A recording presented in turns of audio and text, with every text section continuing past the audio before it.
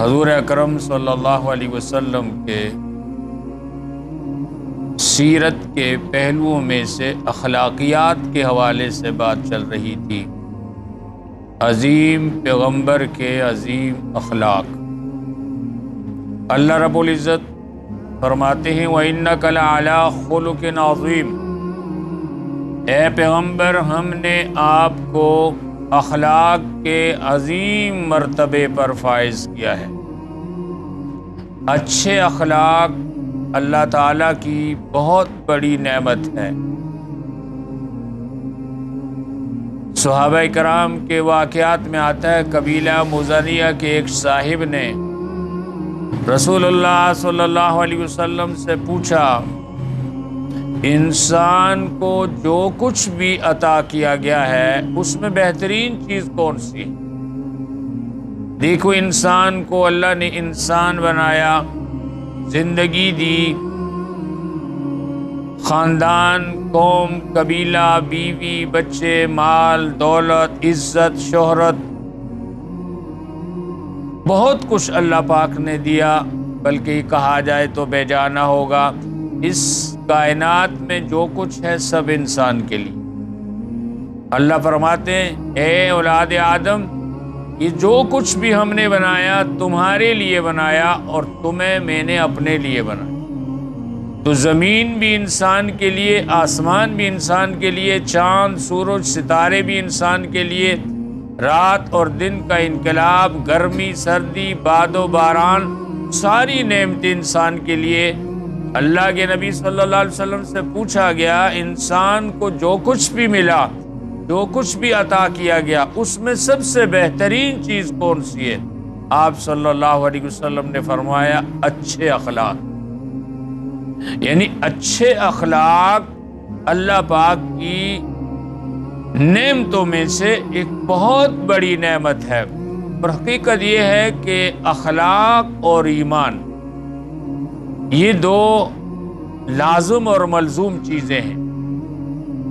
ایک حدیث مبارکہ میں آتا ہے حضور اکرم صلی اللہ علیہ وسلم نے فرمایا اکمل المومنین ایمانا احسنہم خلقا، تم میں ایمان والوں میں سب سے کامل ایمان والے وہ لوگ ہیں جن کے اخلاق سب سے اچھے۔ تو اچھے اخلاق ایمان کو بھی کامل کرتے ہیں اور کامل ایمان انسان کو اچھے اخلاق عطا کرتے ہیں۔ تو گویا ایمان کی تکمیل اچھے اخلاق پہ ہوتی ہے اور اچھے اخلاق کی تکمیل کامل ایمان کے اوپر ہوتی ہے، اور ایمان اور اخلاق یہ لازم اور ملزوم ہیں دونوں چیزیں۔ تو اللہ تعالیٰ کی طرف سے انسان کو ودیعت کی ہوئی نعمتوں میں اچھے اخلاق جو ہے بہت بڑی نعمت ہے۔ جو انسان، جو بندہ مومن با اخلاق ہوتا ہے اور اچھے اخلاق کا عامل ہوتا ہے، وہ خود بھی دنیا میں بڑے سکون سے زندہ رہتا ہے، عافیت کی زندگی گزارتا ہے، چین اور سکون کی زندگی گزارتا ہے، اور معاشرے کے اندر جن لوگوں سے اس کو واسطہ رہتا ہے، جن سے پالا پڑتا ہے، جن سے اٹھنا بیٹھنا رہتا ہے، جن سے معاملات ہوتے ہیں، اچھے اخلاق والے انسان سے اس کے متعلقہ لوگوں کو بھی راحت ملتی، سکون ملتا ہے، عافیت ملتی ہے، لوگ خوش ہوتے ہیں۔ اور اخلاق رذیلہ رکھنے والا شخص، بد اخلاق انسان، اس کی اپنی زندگی بھی بڑی بے کیفی کی اور بڑی بے چینی کی گزرتی۔ اب دیکھیں برے اخلاق میں حسد ہے، بغض ہے، کینہ ہے، تعصب ہے۔ جو لوگ ان رذیل اخلاق والے ہوتے ہیں، دوسروں سے کسی کی عزت، کسی کی شہرت، کسی کا منصب، کسی کا مال اور دولت، کسی کا اچھا گھر، کسی کی اچھی گاڑی جن سے برداشت نہیں ہوتی اور ان سے حسد کرتے ہیں۔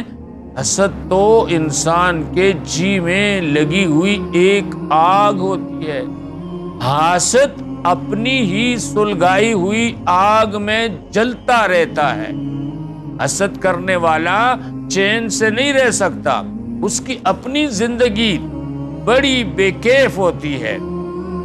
تو جن کے اخلاق برے ہوتے ہیں وہ خود بھی بد اخلاقی کی وجہ سے بے سکونی کی زندگی بسر کر رہے ہوتے ہیں، اور جن جن لوگوں سے معاشرے میں بد اخلاق لوگوں کو واسطہ پڑتا ہے، پالا پڑتا ہے، ہر انسان ان کے برے اخلاق کی وجہ سے پریشان ہوتا ہے۔ اگر برے اخلاق والا والد ہے تو اولاد اس سے پریشان ہے، بھائی ہے تو بہن بھائی اس سے پریشان ہے، کسی برادری کا فرد ہے تو خاندان اس سے پریشان ہے، افسر ہے تو ماتحت ملازم اس سے پریشان ہوتے ہیں۔ تو برے اخلاق والا خود بھی دنیا میں بے چین اور بے سکون رہتا ہے اور دوسروں کے لیے بھی پریشانی کا باعث بنتا ہے۔